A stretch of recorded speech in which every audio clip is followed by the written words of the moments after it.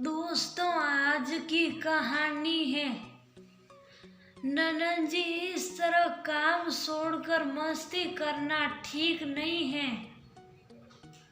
दोस्तों, कहानी शुरू करने से पहले अगर आपने चैनल को सब्सक्राइब नहीं किया हो तो कर लीजिए, ताकि आपके पास पहुंच सके हर नया वीडियो।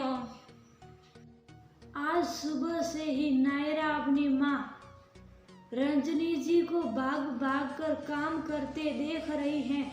उनके चेहरे पर चिंता की लकीरें हैं। एक सुबह 4 बजे से उठकर नहा धोकर भगवान जी भी नहला दिए, भोग आरती सब कर चुकी है, बाकी के काम भी सब निपटा ही लिए हैं। अब सफर के लिए खाना बनाने जा रही हैं, क्योंकि उन्हें सफर पर निकलना है। लेकिन घर का कोई काम छूटना नहीं चाहिए, सब करके ही निकलेगी।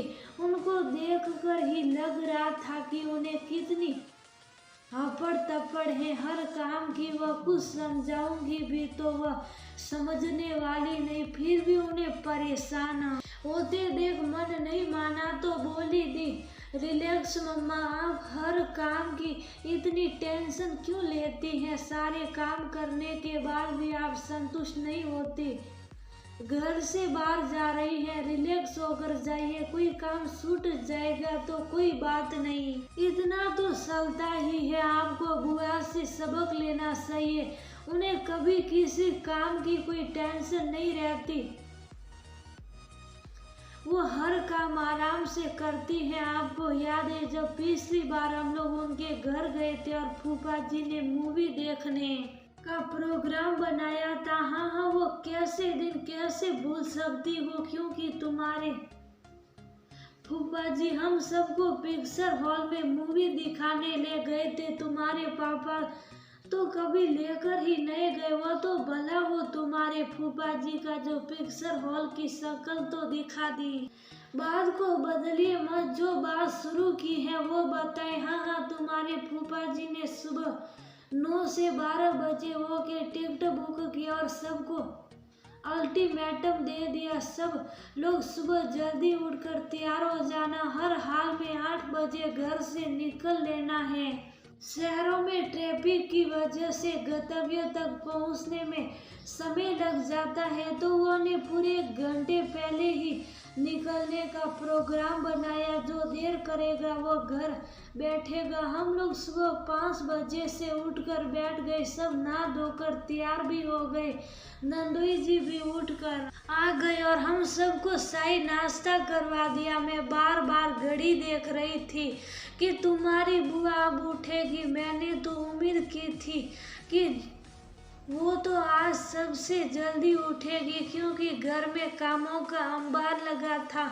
मुझसे भी मना करके सोई थी कि आप कोई काम को हाथ नहीं लगाएगी। तुम पूरा सिंक बर्तनों से भरा पड़ा था, पूरा घर भी फैला बिखरा था, कपड़े अलग गंदे पड़े थे। मेरा तो चिंता के मारे बुरा हाल था कि ये कब उठेगी, कब काम करेगी, कब नहाएगी और कब भगवान जी की पूजा करेगी। वो ठीक 7:30 बजे उठी और सबसे पहले अपनी काम वाली को फोन किया। वो आई, फटाफट घर की सफाई बर्तन साफ कर गई और बाकी के काम ने ऐसे ही छोड़ दिए। तैयार हुई और हम लोग ठीक 8 बजे घर से निकल गए। मैं बार बार उनकी शक्ल देख रही थी कि इन्हें किसी काम की कोई टेंशन क्यों नहीं रहती। मुझे अपना चेहरा देखते वो पूछने लगी, क्या हुआ भाभी? दीदी, आप आज बृहस्पति था, आपने पूजा नहीं की? भाभीयों ने भगवान जी को नहलाकर आरती भोग कर दिया है, बाकी की बृहस्पति की पूजा शाम को कर लेंगे, अभी समय कहाँ था। लेकिन दीदी, इस तरह काम छोड़कर मस्ती करना क्या ठीक है? बच्चे क्या सीखेंगे? उनके अंदर घर को मैनेजमेंट करने का सबक कहाँ से मिलेगा? वो भी आलसी हो जाएंगे। मेरी प्यारी सी भाभी जी शीला, आजकल के बच्चे बहुत होशियार है, उन्हें घर और बाहर का मैनेजमेंट संभालना अच्छे से आता है। ये हमारी आपकी जनरेशन को ही घूंटी पिलाई गई है कि पहले घर का काम, बाकी काम बाद में। इस बाद में के चक्कर में हम लोग बहुत सारे सुनहरे पलों को खो देते हैं। वक्त लौट कर नहीं आता। काम का क्या है, थोड़ी देर से होगा। वैसे भी हम गृहिणी का काम कभी खत्म नहीं होता, इसलिए अपने हिस्से की खुशी का वक्त हमको सुराना पड़ता है ताकि उस पल को जीने का मजा ले सके। आप बिल्कुल सही कह रही हैं। अब आगे से मैं भी ऐसा ही करूंगी, वरना मेरा तो टेंशन के मारे बुरा हाल हो जाता है। देखा उस समय तो बुआ से कह दिया, लेकिन अब भूल गई उनका दिया सबक। आप नहीं सुधरने वाली।